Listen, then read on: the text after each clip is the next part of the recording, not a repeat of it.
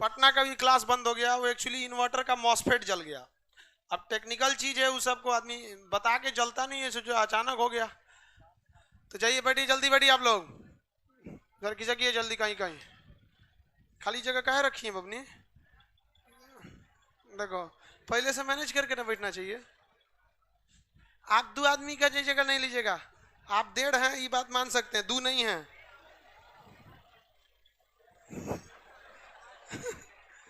मोटा का मतलब ये थोड़ी हुआ कि 2 आदमी का जगह लेंगे लोग, 1.5 से ज्यादा नहीं।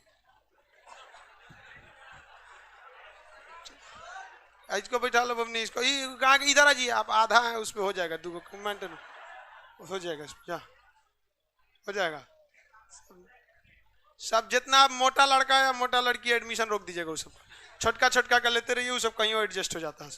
चलिए ध्यान से देखिए, हिस्ट्री में जो डेली डिस्टर्बेंस हो जा रहा है, कुछ समझाए थे आप लोगों को। हिस्ट्री का पहला हिस्सा क्या कहलाता है? प्राग इतिहास।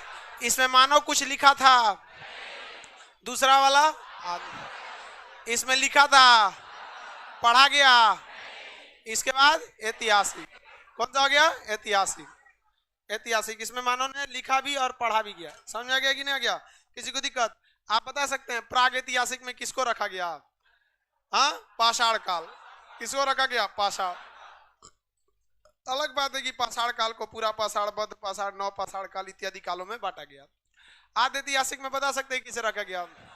हाँ, सिंधु या हड़प्पा सभ्यता। ऐतिहासिक काल कहां से शुरू होता है? वैदिक काल से। कहां से? वैदिक काल। वैदिक काल से। और कहां तक आता है? अभी तक आता है।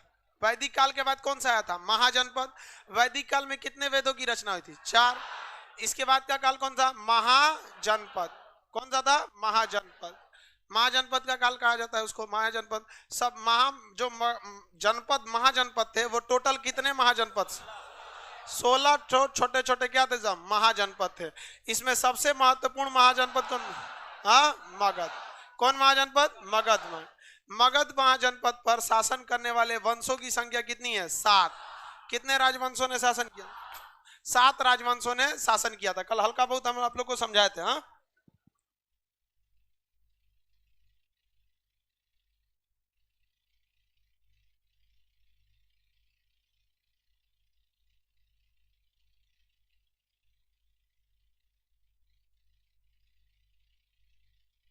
देखिए महाजनपद में सबसे महत्वपूर्ण कौन था? मगध। इसका शॉर्टकट आपको बताया था, कौन सा था? हसीन मसूकसा। हसीन मसूकसा। क्या था शॉर्टकट? हसीन मसूकसा। हसीन मसूकसा। शॉर्टकट क्या था बाबू? हसीन मसूकसा। हा से बताइए तो। हा से हरियांक वंश। स से शिशु नाग वंश। न से नंद वंश। नंद वंश। म से मौर्य वंश। उसके बाद शुंग वंश। उसके बाद कर्ण वंश। और कर्ण वंश के बाद सातवाहन। सातवाहन वंश। समझाए थे ना बाबू कल? बताइए मगध पर शासन करने वाला पहला वंश? हाँ, हरियांक वंश। हरियांक वंश का पहला राजा बिंबिसार। बिंबिसार ने क्षेत्रफल विस्तार करने के लिए शादी करना प्रारंभ कर दिया। अपने बेटे को शादी करने नहीं देता था। इसका बेटा का नाम था अजात शत्रु। अजात शत्रु की शादी हो पा रही थी क्या? नहीं। अजात शत्रु अपने ब्याह करने के लिए किसको मार दिया? बाप। अपने शादी कर लिया, ठीक ठाक से रहने लगा। उसके बाद से कुछ दिन बाद एकरो कोनो और पसंद आ गया। समझ में आ गया नहीं आ गया? किसी को दिक्कत? देखिए जो मर्द होता है ना, मर्द का प्रेम जो होता है वो मेहंदी के समान होता है। शुरुआते भर वो लाल रहेगा, फिर धीरे धीरे उतर जाएगा। समझ में आ गया?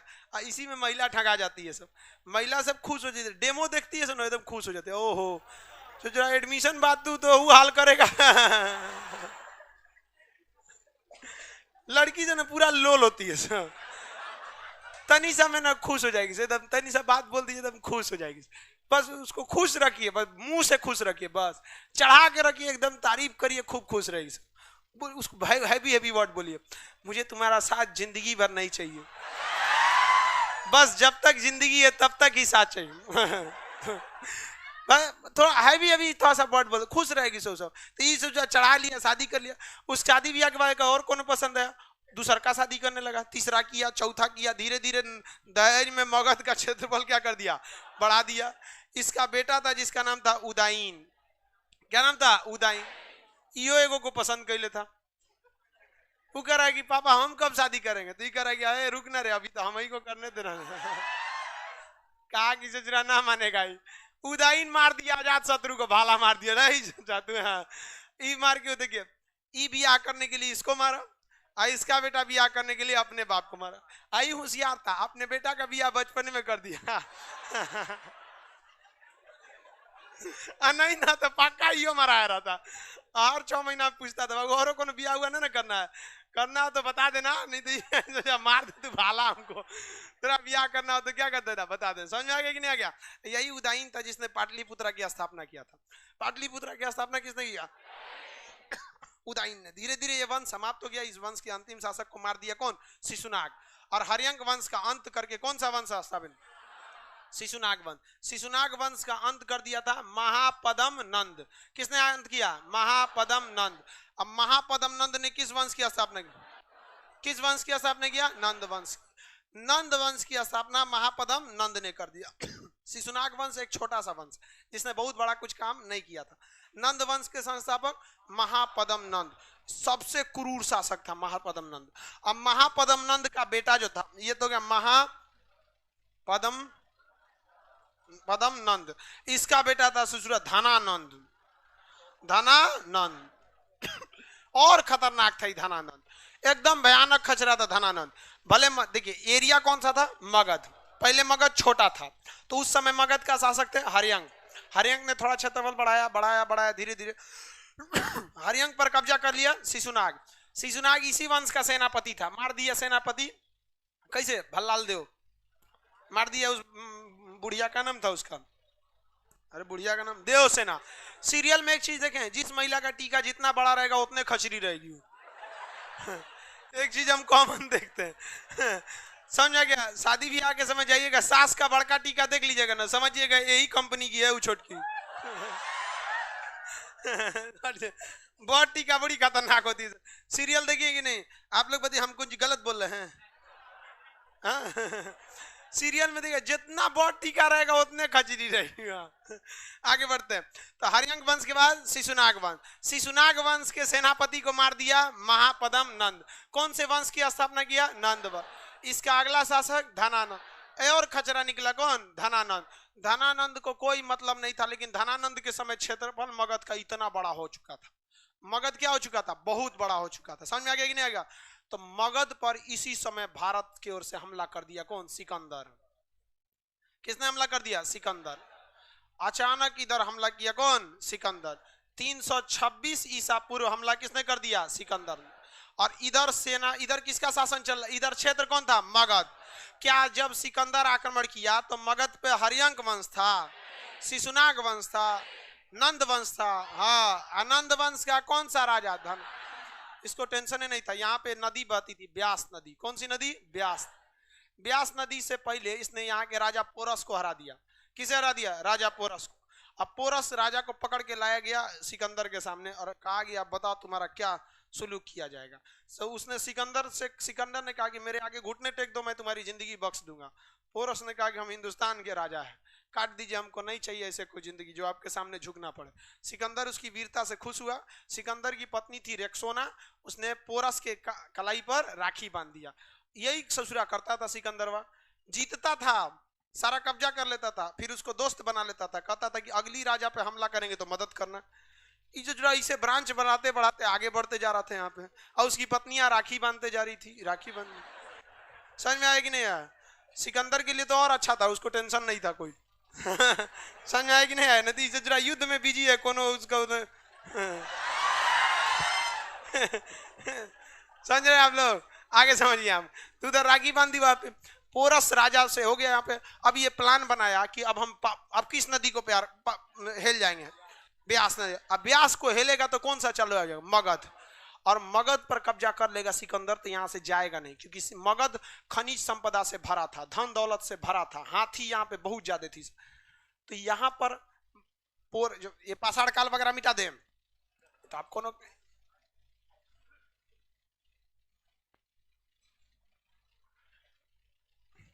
यहां पर एक जगह था जिसका नाम था, पाकिस्तान में एक जगह था तक्षशिला। क्या नाम था? तक्षशिला। तक्षशिला यूनिवर्सिटी का एक टीचर था जिसका नाम था चाणक्य। क्या नाम था? चाणक्य। चाणक्य हर बातों को ध्यान से देख रहा था कि आखिर यहाँ हो क्या रहा है। चाणक्य के समय चाणक्य ने कहा कि तो बहुत गड़बड़ हो रहा है, क्योंकि सिकंदर अगर भारत में घुस जाएगा तो बहुत भारी दिक्कत हो जाएगा, सिकंदर को वहां से हटाना जरूरी है। तो ये कहा कि अब सिकंदर हटेगा कैसे यहाँ से, ये तो आया है पूरा युद्ध करने के मैटर में, अब पोरस भी इसका हेल्प कर रहा है, अब ब्यास नदी को पार कर गया तो यहाँ सिकंदर में कोई रोकने वाला नहीं है। तो कहा कि इधर जो 16 गो महाजनपद है उसमें से 8-10 गो बचा है, बाकी पे तो मगध ने कब्जा कर लिया। यानी जनपदों में, महाजनपद में सबसे शक्तिशाली कौन हो गया था?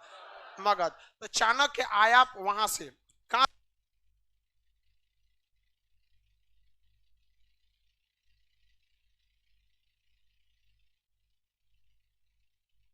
पाकिस्तान के तक्षशिला से कौन आ गया? चाणक्य। कौन आया बहू? चाणक्य। और चाणक्य आया मगध में, और यहाँ का राजा कौन था? धनानंद। धनानंद को समझाया कि महाराज आप नेतृत्व करिए, यहाँ के राजाओं को मिलाइए और हमला करिए किस पर? सिकंदर पर, वरना वो ब्यास नदी को पार कर जाएगा तो बहुत समस्या हो जाएगा। तो धनानंद उस समय ऑर्केस्ट्रा देख रहा था, पूरा शराब शराब के नशा में भूत था, एकदम ऑर्केस्ट्रा चल रहा था, आरा वाला ऑर्केस्ट्रा गया संजय तो ऑर्केस्ट्रा देख रहा था। वो ससुरा भड़क गया चाणक्य पे, कहा कि ये टकला कौन है? ससुरा धनानंद नशा में अपनी सैनिकों को बुलाया और चाणक्य के टकला पकड़ के चोटी और घसीट के फेंकवा दिया। ससुरा सोचिए, अब इसका अनुभव तो आप लोग को आज ज्यादा अच्छा से होगा। आप लोग मतलब आप लोग इसको कल्पना कर सकती है। अब हम लोग का बाल पकड़ीबे नहीं करेगा, महिला का चोटी पकड़ के कोनो उतारेगा, कितना भयानक लगा। वो चोटिया पकड़ के फेंकवा दिया, कहा कि भागे यहां से। चाणक्य की चोटी खुल गया, कसम खाया कि धनानंद हम बर्बाद कर देंगे तुमको, एकदम याद रखना यहाँ पे, और जब तक बर्बाद नहीं कर देते ना दोबारा इस अपनी चोटी को बांधेंगे नहीं। और वहां से वापस गया मगध के तक्षशिला, कहा कि इंसान को गुस्से में अपना धैर्य नहीं खोना चाहिए, गुस्सा में इंसान को अपना मेन गोल नहीं भूलना चाहिए। मेरे लिए पहला शत्रु कौन है? सिकंदर है, बाद में शत्रु कौन है? धनानंद। इसने सोचा कि पहले हम धनानंद से बाद में निपटेंगे। धनानंद को वहीं मगध में खड़ा होकर बोला मैं तुम्हें विनाश कर दूंगा। तो धनानंद को कहा विनाश कर दूंगा, तो ये धनानंद कहा कि इसको फांसी पे चढ़ा दो जी। इसके सैनिक सब पकड़ लिए सर, किसको? चाणक्य। तो एक 12 साल का लड़का चाणक्य को बचा लिया, नाम था उसका चंद्रगुप्त। वो चंद्रगुप्त को लेके गया तक्षशिला, कहा कि मैं तुम्हें वहां का राजा बनाऊंगा, और तक्षशिला ले गया। और उसने क्या किया, सिकंदर की सेना जब इधर प्लानिंग बना रही थी तो उसने कहा कि किसी एक सैनिक को मार दो। तो चुपके से कोनो एगो सैनिक पानी उनी पीने की ना मार दिया, उसका वेशभूषा पहन के बैठ गया। कौन? चंद्रगुप्त मौर्य। अब सिकंदर की सेना में कौन घुस चुका था? चंद्रगुप्त मौर्य। इसको तय रणनीति थी, और सिकंदर की सेना भी चाणक्य का इज्जत करती थी क्योंकि वो ब्राह्मण था और एक गुरु था, युद्ध का तो सैनिक नहीं था। उसने कहा कि देखिए मैं एक ब्राह्मण हूं, मैं भविष्यवाणी कर रहा हूं कि अगर आपकी सेना ब्यास नदी को पार करेगी तो यह भूमि देवी देवताओं का है, दैवीय प्रकोप पड़ेगा, आपके सारे सैनिक मर जाएंगे।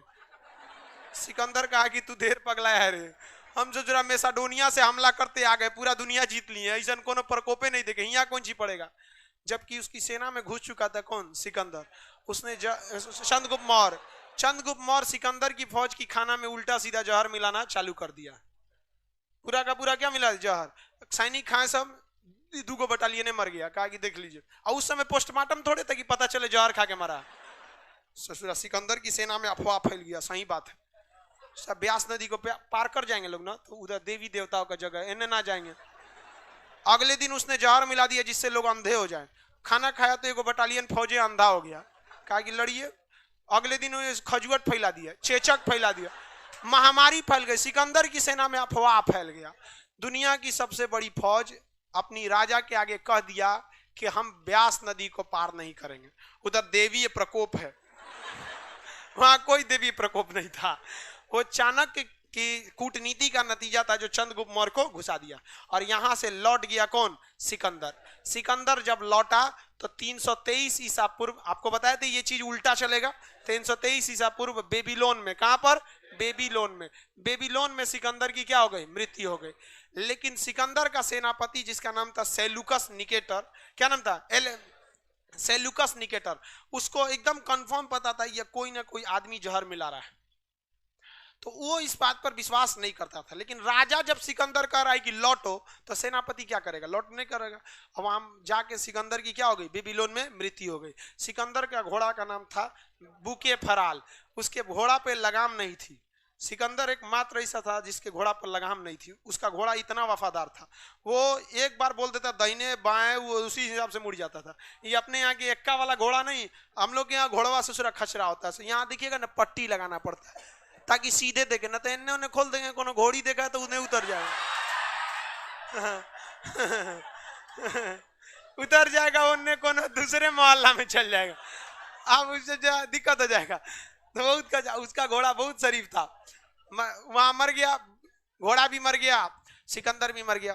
वह सिकंदर मरा। अब सिकंदर की पूरी सेना किसके नेतृत्व में आ गई? Seleucus Nicator. किसके नेतृत्व में आ गई? Seleucus Nicator. सेल्यूकस निकेटर अब क्या बन गया? राजा बन गया। कहा कि ससुरा अब हम ना छोड़ेंगे, अब हम हमला करबे करेंगे, मगध हम जीतेंगे, देखते हैं कौन देवी प्रकोप है। लेकिन उसको उधर ही रोकिए। इधर चाणक्य अपनी प्रतिज्ञा भूला नहीं था। उसने कहा कि हम सिकंदर को हरा दिए, तू कौन है डेक्ची का मसाला है। इसने मगध के छोटे मोटे राजाओं को धनानंद के विरोध में किया और धनानंद पे क्या करा दिया? हमला करा दिया। और यहाँ किसको मार दिया? धनानंद को। और खुद राजा किसे बनाया? चंद्रगुप्त मौर्य को। अब बताइए, अब मौर्य वंश का शासन हो गया किस पर? मगध पर। और मौर्य वंश का शासक कौन बना? चंद्रगुप्त मौर्य। कौन बना? चंद्रगुप्त मौर्य। और उसका सलाहकार कौन बना? सलाहकार चाणक्य। और मगध अब अपने सुखी संपन्न जीवन को जी रहा था। तभी मगध पर एक ग्रहण मंडरा गया।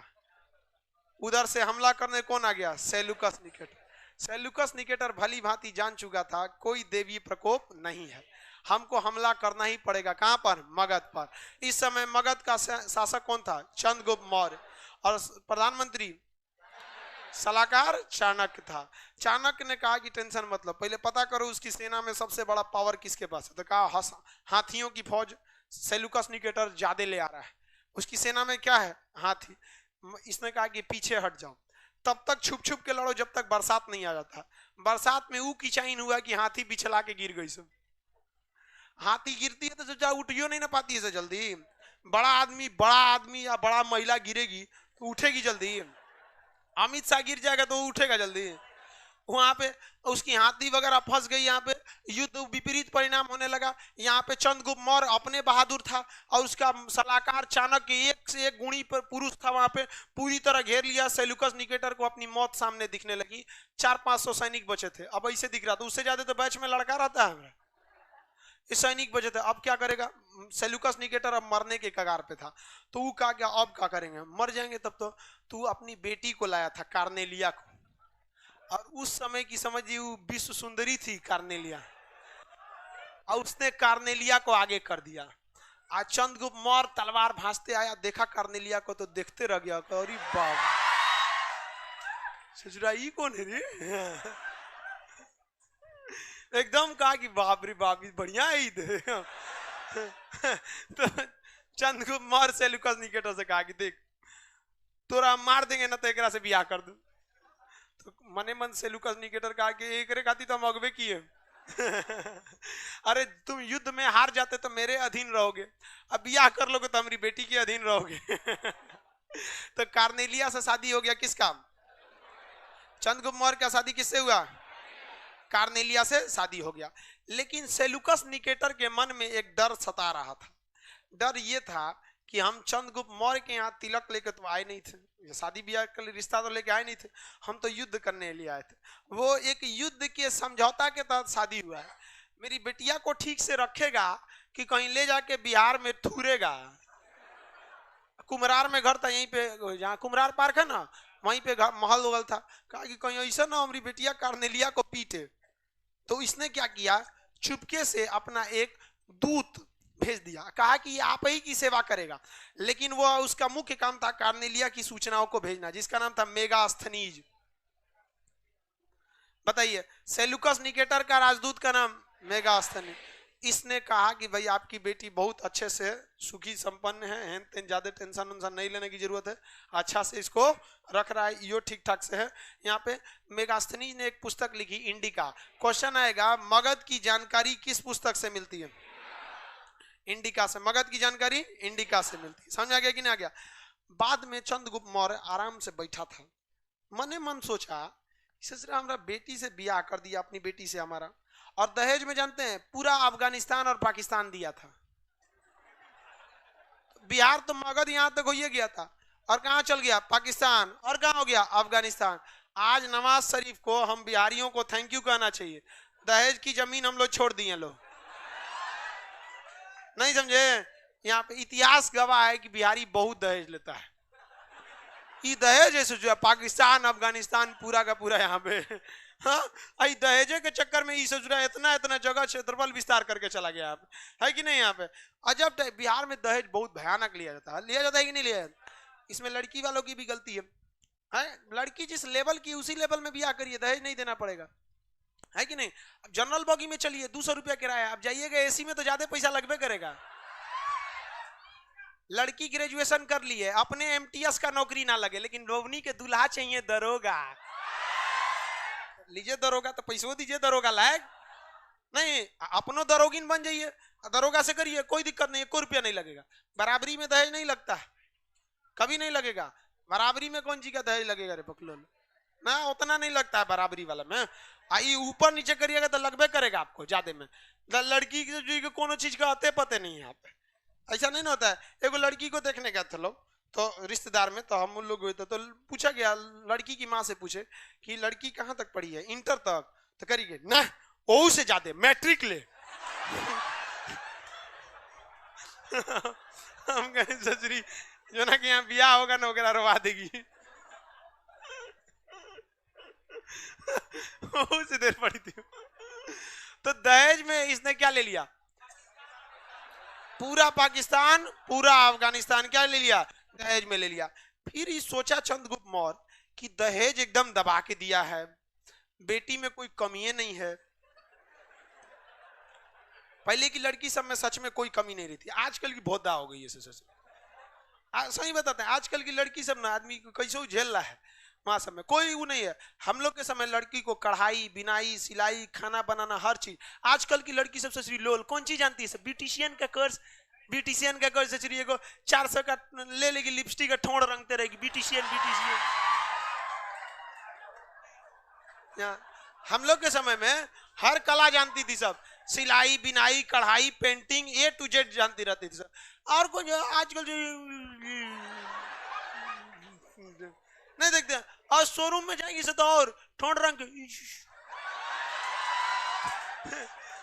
थूथूर निकाल के थूथूर, और सेल्फी लेगी सब। चलिए, है कि नहीं? ध्यान से देखिए, अब आगे समझिए।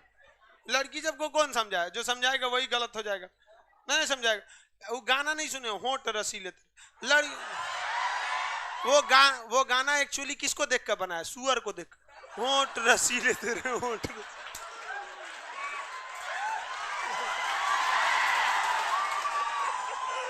वो एक्चुअली में गाना उस पे, और लड़की को लगता है कि हम लोग पे। चलिए ध्यान से देखिए। चंद्रगुप्त मौर्य का कि आखिर इतना ब्याह शादी किया, हमको ये सब दिया, आखिर उस ससुरा तब हमला काहे किया था हम पे? जब दहेजे देना था, ब्याहे करना था, तो हमला काहे किया? तब पता चला कि इसको हाथी चाहिए था। अब मगध में हाथियों की संख्या बहुत ज्यादा थी, सोचा मगध पर हमला करेंगे, हाथी ले जाएंगे। कहा हो अब ससुर बनिए गए हैं, क्या दिक्कत है? 500 हाथी गिफ्ट में दे दिया। चंद्रगुप्त मौर्य ने सेल्यूकस निकेटर को गिफ्ट में कितना हाथी दिया? 500 हाथी गिफ्ट में दे दिया था। कोई बात नहीं, तो लेबो तो किया था दहेज। पाकिस्तान, अफगानिस्तान, भयानक, कश्मीर, तीनों चीज लिया था। पाकिस्तान, अफगानिस्तान और कश्मीर, ये 3 चीज ले लिया था ये चंद्रगुप्त मौर्य। चंद्रगुप्त मौर्य जाति से ना छोटे जाति का था, शूद्र जाति का था। यहाँ पे चंद्रगुप्त मौर्य, चंद्रगुप्त मौर्य का बेटा हुआ बिंदुसार। ध्यान से पढ़िएगा, गड़बड़ा जाएगा, ध्यान से देखिएगा। पहला वंश हर्यंक वंश का पहला राजा बिंबिसार है, बिंबी, और ई है बिंदु। कौन सा है? बिंदुसार। और कौन है? बिंबिसार। कंफ्यूज आइएगा मत। भारत का पहला राजा इधर मगध का बिंबिसार, उसके पहला वंश हर्यंक, उसके बाद शिशुनाग, उसके बाद नंद, उसके बाद मौर्य। मौर्य वंश का संस्थापक चंद्रगुप्त, उसका बेटा बिंदुसार। बिंदुसार चंद्रगुप्त मौर्य को ना जैन धर्म वाला शिक्षा दे दिया से, कहा कि क्या फायदा है मार धार करके, सेल्यूकस निकेटर है इस दुनिया में कुछ नहीं है, आप जैन धर्म अपनाइए, उगारे होइए, जाके मर जाइए वहां पे। कहा कि ठीक है बोल रहे हैं। सजुरा राजा था, जैन धर्म अपना के उगारे हो गया, और दक्षिण भारत में कर्नाटक के श्रृंगेरी पर्वत पे जाके भूखे मर गया। अपना राजपाट किसको दे दिया? बिंदुसार को। तो यहाँ का शासक कौन बन गया? बिंदुसार। कौन बन गया? बिंदुसार। समझ में आ गया कि नहीं आ गया? अगला शासक मगध का कौन बना? बिंदुसार। बिंदुसार मौर्य वंश का था कि किसी और वंश का? मौर्य वंश का संस्थापक। उसके बाद बिंदुसार। बिंदुसार को तो बना बनाया साम्राज्य मिला था, पूरब से लेके पश्चिम में, कश्मीर, पाकिस्तान, अफगानिस्तान, पूरा जबरदस्त मिला था। बिंदुसार के दो बेटा थे सब। बड़का का नाम था सुसीम और छोटका का नाम था अशोक। छोटका का नाम क्या था? अशोक। और बड़का का नाम सुसीम। सुसीम तथा अशोक। अब ध्यान से देखिए यहाँ पे, छोटका बेटा अशोक और बड़का बेटा सुसीम। ध्यान दीजिए, ये है मेन मगध, ये हो गया, ये हो गया मेन मगध, मगध। ये हो गया कश्मीर, ये हो गया अवंती, ये अवंती। अवंती मध्य प्रदेश, यहीं पे था माहिष्मती, अवंती माहिष्मती। अवंती की वही थी अवंतिका, दूसर की बाहुबली वाली की, अमरेंद्र बाहुबली। पहलकी वाली की तो देवसेना थी, ओकरे चक्कर में सब मार हुआ, बहुते मार खाती उस ससुरी। और जुबान देखते थे कितना तेज चलता था उस समय। तो ये अवंती का राजकुमार कौन था? अशोक। अवंती का राजकुमार अशोक और कश्मीर का राजकुमार सुसीम। अब टोटल मेन पावर मगध किसके पास था? बिंदुसार। बिंदुसार अब बूढ़ा हो रहा था, इसका फायदा उठा लिया कश्मीर वालों ने। कश्मीरिया वाला शुरू से मार करता है, कहा कि हम नहीं रहेंगे, कश्मीर अलग रहेगा, हम आजादी चाहते हैं, कश्मीर अलग रहेगा। सुसीम को पकड़ के बड़ी मार मारा सब कश्मीर वाला सब। सुसीम भाग आया पटना कुमरार में, कहा कि डैडी मुंह फुला दिलो हमरा मार के, कहतो कि ना रहतो। वो कहा कि लोल कहीं का। बिंदुसार जानता था अपने छोटा बेटा के बारे में, अशोक के बारे में। बोला अवंती के राजकुमार अशोक से कि क्या तुम कश्मीर के विद्रोह को दबा सकते हो? कहा कि ठीक है, जा रहे हैं। गया, एक हफ्ता बाद का विद्रोह समाप्त है पिताजी, आप किसी दूत को भेजकर संपर्क करा सकते हैं। दूत आया, कश्मीर घूम के गया और मगध आया और बिंदुसार को बताया कि आपका छोटा बेटा सुसीम जिससे पिटा के आया था ना, विद्रोह को अशोक ऐसा शांत किया कि कश्मीर में कोई जिंदे नहीं है।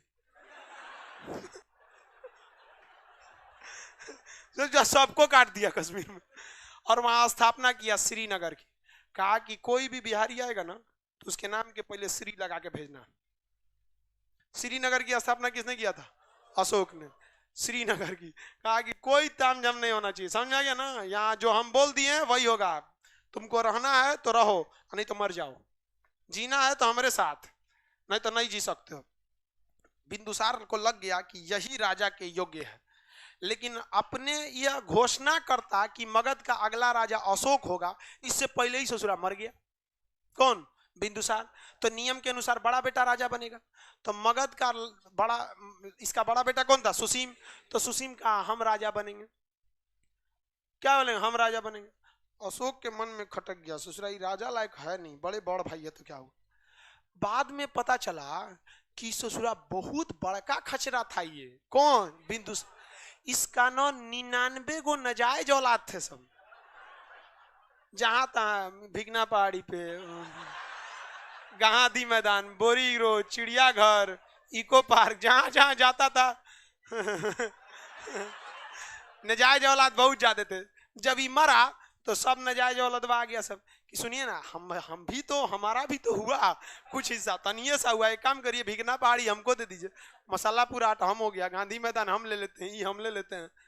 सुसीम कहा कि क्या करे भैया, तो अशोक कहा कि सब लोग आओ कुम्हरार में। अगम कुआ है पटना में, बुलाया, 99 भाइयों को काट दिया। जितना नजायज औलाद थे ना सबको काट दिया। सुसीम का आगे क्या किए, तलवारवा निकाल के सुसीम को भी काट दिया। क्या कि 100 अब हिसाब ठीक है। कहा और किसी को राजा बनना है। राजा बनना है तो अगले संडे आएंगे। कुम्हरार में मारा, पूरा 99 भाई को काट दिया। 99 नजायज औलाद, एगो ओरिजिनल। 100 भाइयों को काट के राजा बना था कौन, अशोक। अशोक का मतलब देखिए, शोक का मतलब होता है दुख, और का मतलब होता है नहीं। जिसे कोई दुख ना हो उसे क्या कहते हैं, अशोक। अशोक को कहता है कोई दुख नहीं है, और अपना राज्याभिषेक धूमधाम से कराया कि मैं मगध का राजा हूं। अशोक बन गया क्या, मगध का राजा। अशोक को शिकार का बहुत शौक था, वो शिकार करने बहुत जाता था। समझ में आया कि नहीं गया। तो मगध के नीचे एक जगह था उड़ीसा, जिसका उस समय का नाम था कलिंग। क्या नाम था, कलिंग। मगध के नीचे जो उड़ीसा है, उस उड़ीसा का नाम क्या था, कलिंग। तो अशोक जो था, अब तो सबको काम शांत करके अब कहाँ गया, शिकार करने कलिंग में। शिकार करने गया ना, तो उसमें एगो लड़की भी शिकार करने आई थी। अशोक देखा तो देखते रह गया, अरे बाप रे बाप। पहले सोच रहा जंगल में लड़की मिल जाती थी, अब कुत्ता उत्ता मिलता है सब। अब कहाँ लड़की मिलती है। सब शहर में चला है कि नहीं। अब नहीं मिलती है जंगल में, समझ आएगी ही नहीं आ गया। अब वही जंगल में मिलबो करेगी तो पता ही बीनने वाली। घस गड़नी सब। अब पहले रानी नहीं आती थी सब। तो अशोक देखा, कहा अरे बाप बहुत बढ़िया। लड़कियों देखी कि भाई ठीक ठाक हैंडसम है, लड़का ठीक ठाक है। लड़कियों बहुत होशियार होती है सब। टेंट टाड़ रहिएगा ना तो तुरंत भैया थोड़ा साइड होइए ना। कहती हट तू कोने लायक, ठीक ठाक रहिएगा कबो भैया नहीं बोली, सुनिए ना थोड़ा साइड होइए। एगो रास्ता छोड़ देती है कि कभी बाई दिवे हो। तो वो एक दूसरे में देखा देखी होने लगा। अगले दिन फिर शिकार पे मिल गए सब, लड़की उड़की फिर मिल गए। लड़की सब भी बहुत होशियार होती है सब, ध्यान पे देखते हैं ना, वो अपना बलवा ना 4 गो नागवा लटका देगी। उस सेम स्टेशन पे खड़ी ट्रेन के लिए आउटर सिग्नल होता है, देख के इसे मुड़। मतलब अब ट्रेन आउटर पे खड़ा करने की जरूरत नहीं है। सिग्नल ग्रीन है। समझ में गया। तो 2-4 बार इसे इशारा उशारा कर दी। अशोक समझ गया कि भाई अब इधर कोई दिक्कत नहीं है। धीरे धीरे बात आगे बढ़ा, 2 आंखें 4 हुई। धीरे धीरे बात, मोबाइल लग दे बबनी, मोबाइल लग दी। हाँ,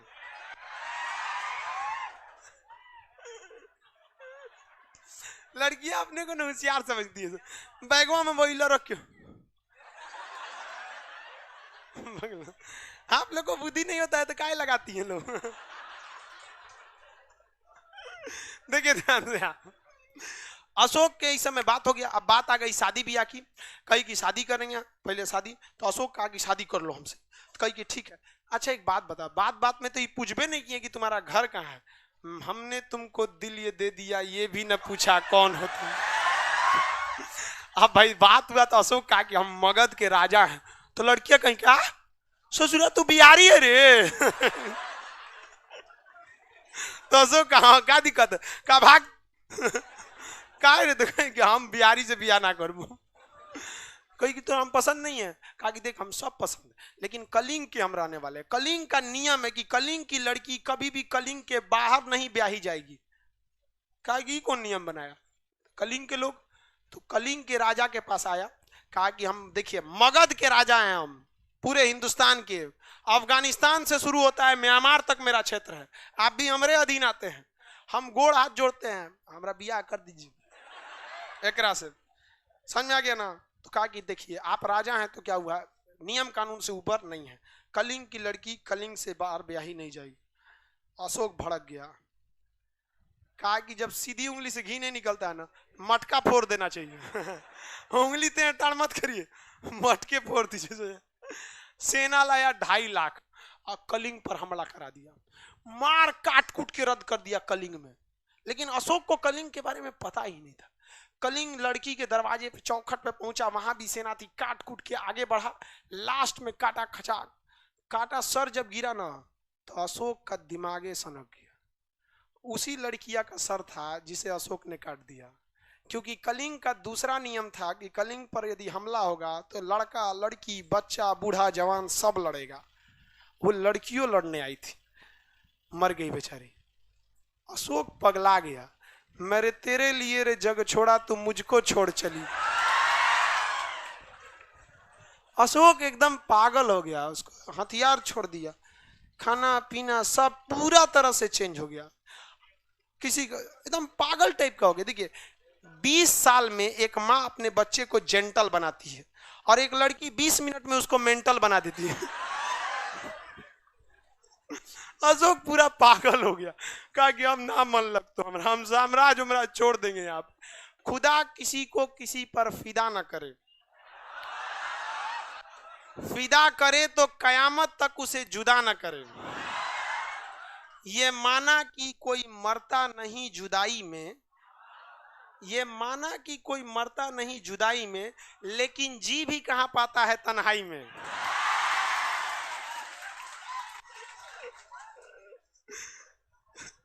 तो अशोक एकदम पूरी तरह चेंज हो गया, कहा कि अब हम ना करेंगे। अशोक अपना साम्राज्य मतलब सारा हथियार त्याग दिया, कहा आज के बाद हम कोई हथियार नहीं उठाएंगे। एकदम युद्ध की नीति को त्याग कर बुद्ध की नीति को अपना लिया और उसी के बाद अशोक महान बना। अशोक को हम इसलिए पढ़ते हैं क्योंकि वो जो उसका हृदय परिवर्तन हुआ उसके बाद की कहानी को, इसलिए कहा जाता है हर कामयाब के पीछे एक महिला का हाथ होता है और हर बर्बाद के पीछे 2 महिला का हाथ होता है। समझ आ गया ना? देख के को महिला रहे तो ठीक है, 2 आएगा ना शॉर्ट कर जाएगा। समझ में आ गया कि नहीं? अब कोनो बैटरी है 12 वोल्ट का, में 2 बैटरी जोड़ देंगे तो भड़काइए ना देगा उसको। आजकल की लड़की बैटरी नहीं है सर, ट्रांसफार्मर है सर। एकदम भयानक हो जाएगा सर। अशोक ने किन से धर्म को अपना लिया? बौद्ध धर्म को अपना लिया। बौद्ध धर्म को अपनाने के बाद अशोक पूरी तरह से युद्ध को छोड़ दिया, शांति प्रिय हो गया, सब पे दया का भावना रखने लगा। उसने बौद्ध धर्म को इतना अच्छे से लागू किया, लेकिन उसे बौद्ध धर्म अपनाने की सलाह यानी प्रेरणा किसने दिया? उपगुप्त ने। किसने दिया? निग्रोथ ने दिया। किसने दिया? निग्रोथ। उसका खुद का भतीजा था निग्रोथ। निग्रोथ ने कहा कि भैया चाचा जी आप क्या कर लीजिए, मतलब बौद्ध धर्म अपना लिए। उपगुप्त ने उसे बौद्ध धर्म की शिक्षा दे दी और बौद्ध धर्म को ही अपना लिया। जहां तहां बौद्ध धर्म की क्या करने लगा? वह प्रचार करने लगा। उसके 2 बेटा थे, एक का नाम था एक बेटा था महेंद्र और एक बेटी थी संघमित्रा। दोनों को उसने भेजा श्रीलंका बौद्ध धर्म के प्रचार के लिए। धीरे धीरे जनता अशोक को पसंद भी करने लगी, लेकिन नापसंद इस वजह से करती थी कि बौद्ध धर्म का बहुत ज्यादा प्रचार करता था। बौद्ध धर्म अशोक के समय अपने पराकाष्ठा पर पहुंच चुका था। जैन धर्म का उसी समय क्या होने लगा था? विनाश होने लगा था। और बौद्ध धर्म का क्या होने लगा? विकास हुआ। बौद्ध धर्म का बहुत ही विकास किया कौन? अशोक। धीरे धीरे अशोक के वंश वाले आए सब, वो युद्ध को छोड़ते गए सब। और एक राजा जब युद्ध करना छोड़ देता है तो अगल बगल के राजा उस पर क्या होने लगते हैं? चढ़ जाते हैं सब। अशोक ने अपने चाणक्य ने अपने चाणक्य नीति में कहा है कि जिस देश का राजा जितना ज्यादा निर्दयी रहेगा, जितना ज्यादा दुष्ट रहेगा, उसकी जनता उतना खुश रहेगी और वो देश उतना विकास करेगा। शी जिनपिंग को देखते हैं, किंग जोम को देखते हैं, डोनाल्ड ट्रंप को देखते हैं, हमारे मोदी जी को। अब की बार ट्रंप सरकार अमेरिका गए थे प्रचार करने के लिए। देश डूब रहा है, वो हाउडी में गए थे प्रचार करने। अरे समझौता करके आते हैं, ऑटोमोबाइल सेक्टर डूब रहा है, वीजा कट रही है, हर सेक्टर, वहां जाके प्रचार कर। तो देश के प्रधानमंत्री अगर बहुत लिबरल हो जाएंगे ना, शांत टाइप के, तो देश चौपट हो जाएगा। वहां पे राजा को एकदम दुष्ट होना चाहिए, अशोक के टाइप का। काट कूट के रद्द कर दिया। देखें कश्मीर वाला मामला, शांति कर दिया कश्मीर को एकदम हमेशा के लिए। कलिंग वाला में पूरा तरह से बर्बाद हो गया। कलिंग का नाम बाद में उत्कल हुआ, उत्कल के बाद उड़ीसा, अभी क्या हो गया? ओडिशा हो गया। तो धीरे धीरे अशोक के जो उत्तराधिकारी थे वो उतने योग्य नहीं थे, जिस कारण मौर्य वंश की अंत कर दिया। उसी का सेनापति पुष्यमित्र शुंग। और किस वंश की स्थापना कर दिया? शुंग वंश। कौन सी वंश की स्थापना? शुंग वंश की स्थापना कर दिया। समझ में आ गया कि नहीं आ गया?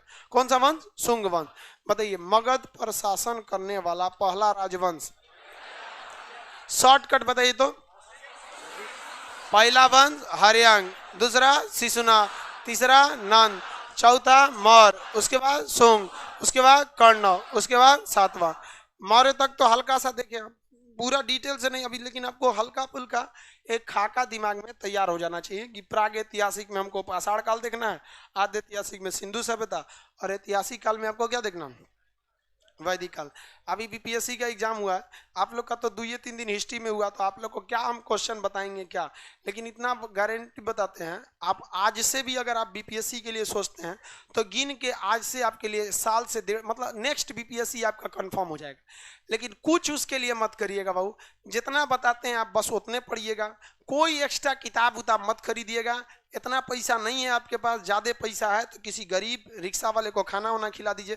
पैसा वैसा ज़्यादा हो गया, किताब उताब मत खरीदिए, चुपचाप से जो पढ़ा रहे हैं उसको पढ़िए। 11 बजे जो टेस्ट होता है उस टेस्ट को दीजिए। अगर टेस्ट नहीं दे सकते हैं तो किसी लड़के से क्वेश्चन लेके देखें, आगे समझते हैं। बैठ रहे बउआ, थोड़ा बोले हैं जाने के लिए, क्या चाहता है हम कलिंग बना दें? हाँ, हमको शरीफ मत समझिएगा, इन हाथों ने केवल हथियार छोड़े हैं, चलाना नहीं भूला। दो देंगे हम यहीं पे, जब तक हम नहीं बोले कोई लड़का या कोई लड़की उठ जाएगा तो समझ जाइएगा वो कलिंग का हाल कर देंगे हम।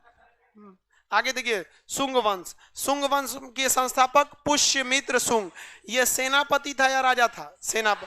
किस वंश का? देखा कि यहाँ के राजा लोग युद्ध कर पे नहीं करता, काट दिया। कहा कि किसी को विरोध करना है, कौन जाएगा विरोध करने के लिए? कुछ नहीं विरोध कर सकते हैं।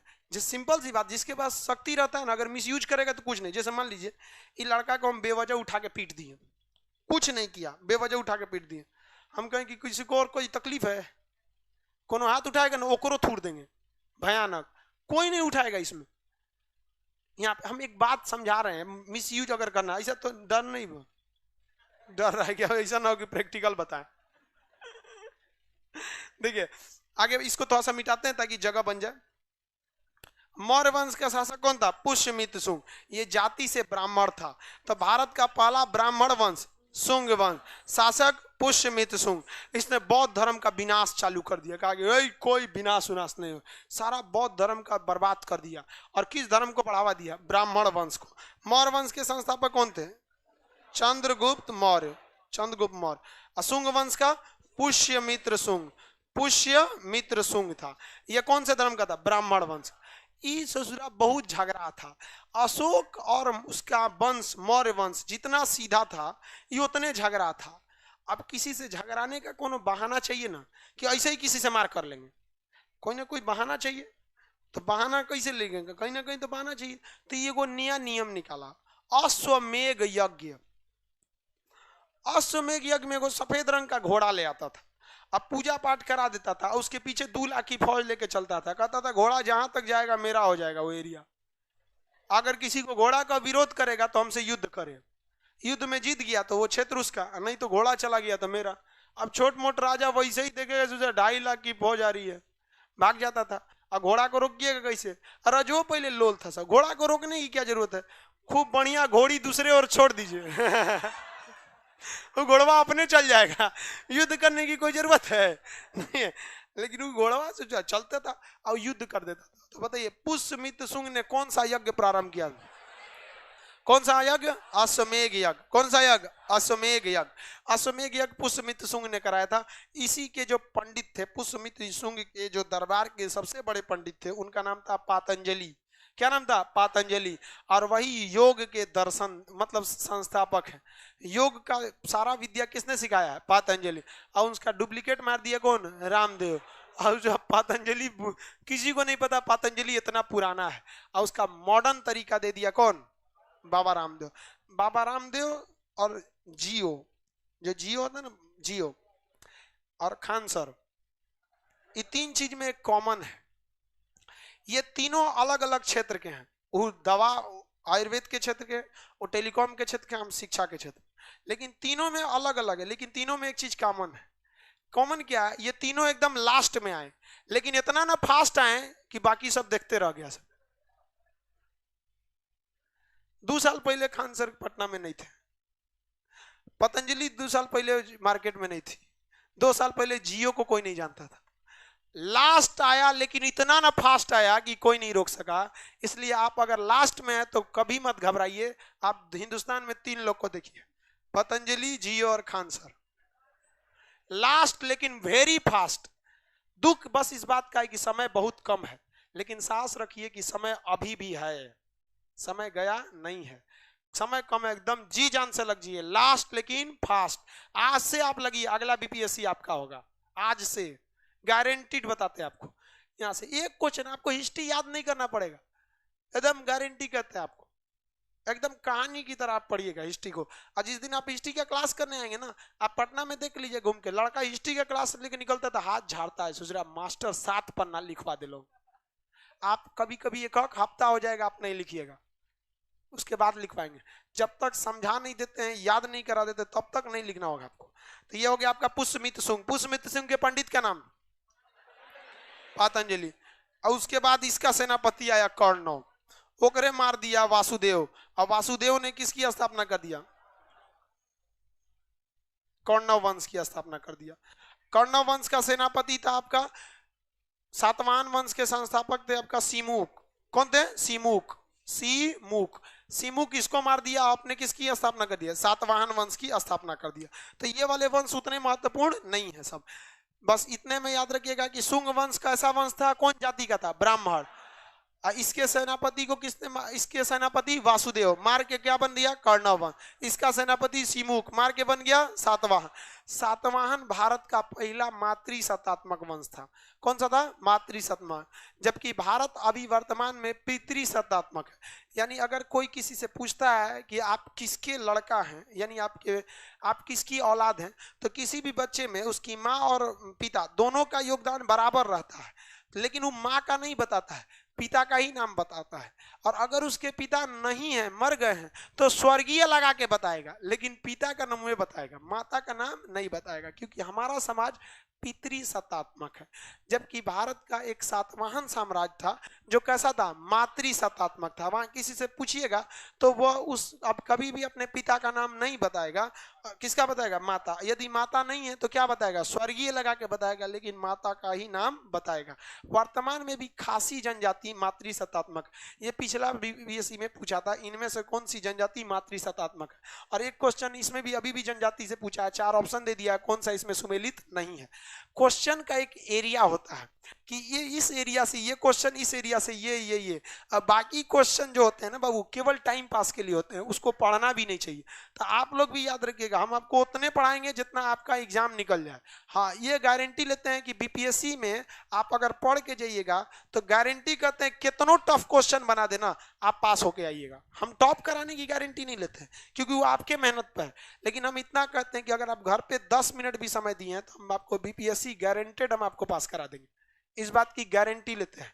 और नहीं तो आज एग्जाम हुआ है, आप आज क्वेश्चन लीजिए, ग्रुप में हम सेंड भी कर दिए हैं, और जो लड़के पढ़ लिए हैं उनके मिलाइए उनसे क्या है या नहीं है, वहां पे एक्यूरेट आपको कभी फेल नहीं हो जाएगा। अब भाई हम क्वेश्चन आउट नहीं ना किए कि 150 का 150 लड़ जाएगा, क्योंकि उसमें मैथ भी है, कुछ 5-7 क्वेश्चन मैथ भी रहता है, लेकिन एक बात की गारंटी आप पास हो जाएंगे। गर्ल्स आप लोग के लिए ज्यादा जरूरी, क्योंकि आप लोग का 33% कोटा है, आरक्षण नहीं है। यानी टोटल सीटें अगर मान लीजिए 1000 आती हैं तो उसमें से 350 सीटें लड़कियों के लिए अलग से रख दी जाएगी, बाकी इसमें लड़का मार करे। ये आपको पता होगा, पटना में अभी आधा मास्टर कोचिंग बन करके बीपीएससी का एग्जाम देने गया है, देख रहे हैं वहां पे वो सब काम कर रहा है, वहां पे मास्टर कोचिंग बन करके गया है। ये उन लोगों में लड़कों की फाइट होगी और लड़कियों के लिए सेफ जोन है। सपोज अगर हम भी बीपीएससी का फॉर्म भरे होते और हम भी जाते आज एग्जाम देने, तो हमारा टक्कर इन लड़कियों से होता है कि आप लोग से सोच सकते थे कितना टफ हो जाता आपका कंपटीशन। और लड़की लोग सोचिए, आप लोग में केवल लड़की रहेगी, है कि नहीं? आप मान लीजिए किसी दौड़ में खाली भैंस दौड़ाया जाए तो उसे जो दौड़ होगा। आप बताइए सबसे कम महिला शिक्षितता कहां पर है? बिहार में। आप गुस्सिया मत करिए आप लोग, हम थोड़े बोल रहे हैं कि महिला शिक्षितता ज्यादा है। बिहार का सैंक्शन बोलता है कि पूरे हिंदुस्तान में सबसे कम पढ़ी लिखी महिलाएं कहां की है? बिहार की। और उनके लिए कोटा है, तो अपने में मारा, तो अंधों में काना राजा, नहीं समझे? तो आप लोग भरिए। और हम आपको गारंटी बताते हैं। जानते हैं बीपीएससी क्यों नहीं होता है? इसमें हम आपको हाथ बढ़ा, 90% विद्यार्थियों को बीपीएससी का सिलेबस नहीं पता है, 90%। और हम यहाँ माइक के सामने लाइव में बोल रहे हैं बाबू कि एसएससी सीजीएल से 5 गुना ज्यादा आसान है बीपीएससी। ऐसे नहीं बोल देंगे लाइव पे हर चीज रिकॉर्ड होता है, नहीं तो कोनो कहेगा कैसे, दिखा दीजिए ना आप। हम गारंटी करते हैं बस। लेकिन हाँ, लड़का सब में क्या होता है, दिमाग लगाएगा, वो देखेगा वो मास्टर का इतना मोटका नोट्स, अखान सर का इतना, अजब हाल है भाई। दवा ज्यादा नहीं पिया जाता है, देर पिएंगे तो रिएक्शन कर जाएगा। आजकल मास्टर स्पेशलिस्ट हो गया है, खखोर के पढ़ाता है। अशोक के तलवार की लंबाई 7 फीट 3 इंच 14 mm। लड़का कहेगा वाह वाह मास्टर कितना जानकार है, वाह सजरा जानकार है। यहाँ आप मेरा जानकारी देखने आए कि अपना रिजल्ट लेने आए हैं? अरे हमको कम में जानकारी रहे, आपका रिजल्ट हो जाए ये ज्यादा है कि हम खूब जानकारी लेके आपको डुबा दें। आपको रिजल्ट से मतलब है, आम खाइए पेड़ मत गिनिए। लेकिन लड़का सब क्या करता है, 4 साल रिजल्ट। किसी लड़का से पूछिएगा कितना साल से पटना में हो, कहेगा 4 साल। हट जाइए वहां। जो आपको ज्यादा सलाह दिया खास करके लड़की में, उस सबसे एकदम दूर रहिए, एकदम भयानक, वो डुबाएगा सब, आपका करियर एकदम डुबा देगा सब। अपने क्या कर रहा है 4 साल से, तू सलाह दे रहा है हमको? किसी की सलाह नहीं मानेगा। आप बस इतना मेहरबानी अपने आप पे करिएगा कि जो पढ़ाए हैं उसको रिजल्ट लीजिएगा, उसको रिवाइज करिएगा। और आपको हम अभी से बता देते हैं, आप कब पास होइएगा ये कभी मत सोचिए। ये सोचिए कि हम फेल नहीं होंगे। फेल होने का पहला लक्षण अभी से याद रखिएगा। इसमें से कितने ऐसे लड़के हैं जो किसी चीज को कल पर टाल देते हैं, बाद में करेंगे? ईमानदारी से, ये फर्स्ट लक्षण है फेल होने का। आप इस चीज को सुधारिए, और नहीं तो आप हमसे एगो स्टैम्प पेपर पे लिखवा लीजिए कि आपका रिजल्ट नहीं होगा। गारंटी देते हैं नहीं होगा। आप अगर आप इस आदत को नहीं सुधारते हैं तो, अगर किसी चीज आज हिस्ट्री पढ़ाए हैं, आप मोबाइल चलाइए। हम कहते हैं आप 8 घंटा मोबाइल चलाइए, 8 घंटा। लेकिन हाँ, उस 8 घंटा के बाद वो मोबाइल स्विच ऑफ हो जाना चाहिए। पढ़ाई कंप्लीट होने के बाद आप किताब क्या खुला छोड़ देते हैं? तो मोबाइल यूज करने के बाद मोबाइल खुला क्यों छोड़ते हैं? बंद कर दीजिए। लोग उस वक्त भी जिंदा थे जब टेलीफोन नहीं था। मर नहीं जाइएगा। घर में कोई इमरजेंसी हो जाएगा तो प्रधानमंत्री नहीं है जो यहां से दूर कर दीजिएगा, रूम पार्टनर का नंबर दे दीजिए, ओकरा फोन करके ओकर करियर खराब करिए, डिस्टर्ब करिए। हमारा नहीं है। वास्तविकता बताते, दुनिया में कोई आपके काम नहीं आएगा। अपने आप को इतना मेहनत कर दिए, क्योंकि देखिए इंसान दुनिया का वक्त देख के कदर करता है, समझ में आया ना? एक अपने आप को इतना काबिल बना दीजिए। बोलते जाते हैं ठुकरा दिया जिन्होंने मुझे मेरा वक्त देखकर, एक दिन खुद को ऐसा काबिल बनाऊंगा कि उन्हें मिलना पड़ेगा मुझसे वक्त लेकर। कोई काम नहीं आएगा बाबू। आपकी माँ बाप जिन्होंने आपको जन्म दिया ना, अगर आपके 2 भाई हैं, एक को नौकरी हो जाएगी एक को नौकरी नहीं होगी ना, तो जो माँ ने आपको जन्म दिया वो माँ 2 भेदभाव कर देगी। आज भी हम घर में जाते हैं तो हम सबसे बड़े हैं भाई लोग में, बाकी सब छोटा है सब। हमारा इज्जत उस तरह से होता है जैसे रायसीना के महल में राष्ट्रपति का होता है। अजब हाल है भाई, हमारा नहीं होता है। पोस्ट मतलब जो आदमी घर द्वार के लिए बहुत कुछ कर दिया, आदमी मोहल्ला के लिए कर दिया। अभी भी छुट्टी में जाते हैं तो पक्का अगल बगल मोहल्ला में जो गरीब लोग रहते हैं, जिनका बेटी उटी का शादी या रुक जाता नहीं होता है पैसा की वजह से, तो किसी को चौकी पलंग नहीं दिया जाता है उसमें कि भाई आप कर दीजिएगा, ये सब हमारी ओर से रहेगा। ये सब करते रहना चाहिए इंसान, क्योंकि जिए हैं तो दूसरों के लिए भी जीना सीखिए आप इसको। लेकिन आप अगर अपने काम में नहीं, कभी नहीं हो सकता। हमारा फोन आ जाए कभी इस समय आप नहीं उठाते हैं, इस समय रेयर कभी किसी का इमरजेंसी, क्योंकि हमको तो इतने लोगों को कंट्रोल करना है। तो मेरे साथ तो एक मजबूरी है कि भाई कौन सी घटना हुई या कुछ नहीं हुआ, उसके लिए एक आदमी मोबाइल रखता है कि कोई सूचना देने के लिए आपको। लेकिन आप पढ़ाई जब कर लिए हैं तो बाबू प्लीज मोबाइल बंद कर दीजिए। और मोबाइल आप मेरे हिसाब से देखिए कि आप इसमें से 90% लड़कों को ना दिन छोटा पड़ जाता हो, बताते हैं ना, वो पढ़ने बैठता होगा छोटा पड़ जाता होगा, दिन खत्म हो गया आज का। दिन आज भी 24 घंटे का होता है। बस एक दिन मोबाइल स्विच ऑफ करके देखिए ना, बस एक दिन, उस दिन आपको लग जाएगा नहीं दिन वाकई 24 घंटा का होता है, वाकई नहीं कटेगा आपका। आप मोबाइल चलाइए 8 घंटा चलाइए, लेकिन उस 8 घंटा के बाद स्विच ऑफ हो जाना चाहिए। और दिन ज्यादा नहीं, आप मुश्किल से 10 मिनट पढ़िए, 10 मिनट जो पढ़ा रहे हैं बस इसको घर जाके कितना मिनट, 10 मिनट देख लेना है आपको। और इससे पहले जो हम पढ़ाए थे वो पेडागोगी पे पढ़ाए थे, जो भी हिस्ट्री पढ़ाए थे किस पे पढ़ाए थे? पेडागोगी। हाँ, न्यूमेनिक्स हम बता देते थे, लेकिन लड़कों को कॉपी में न्यूमेनिक्स नोट करने नहीं देते थे, मतलब नोट नहीं कर देते थे न्यूमेनिक्स। अभी आपको पेडागोगी पे लिखवाएंगे, लास्ट में न्यूमेनिक्स भी नोट करने के लिए दे देंगे। चाइना को एशिया का मरीज कहा जाता था, क्योंकि उसके यहाँ पढ़ाई पेडागोगी पर कराई जाती थी। उसने कहा कि ऐसे हमारा विकास नहीं हो सकता, उसने पढ़ाई के मॉडल को न्यूमेनिक्स में बदल दिया। न्यूमेनिक्स ये तरीका होता है कि आप पढ़ाई को कैसे नहीं भूलिएगा, अब पेडागोगी ये तरीका होता है पढ़ाई को कैसे पढ़िएगा। तो भाड़ में जाए ससुरा कैसे पढ़ेंगे, हमारा बस नहीं भूलना चाहिए, समझ में गया? तो हम आपको दोनों बता देंगे, यहां से पेडागोगी और न्यूमेनिक्स, आपको टेंशन नहीं। समझ में आ गया? आप लोग आते वक्त आप पुराने वाली सीढ़ी से आया कीजिए, समझ में आ गया? लाइव वाले लोग अगला क्लास कल करेंगे।